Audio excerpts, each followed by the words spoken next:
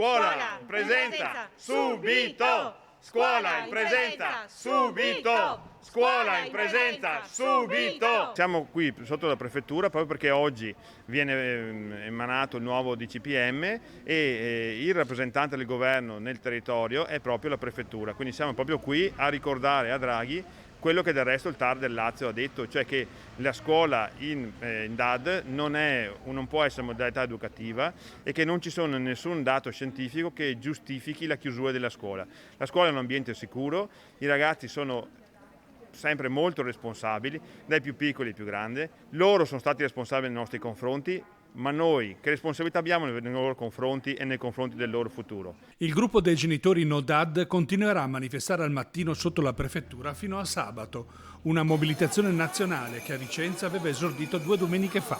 In Piazza dei Signori era sceso al loro fianco anche il sindaco Francesco Rucco. Esprimo la mia vicinanza a tutti quei genitori, da genitore che ha dei figli in DAD, affinché i ragazzi e i bambini possano tornare in presenza in tutte le fasce di età, fino naturalmente alle scuole superiori, in sicurezza. Questo è l'elemento più importante.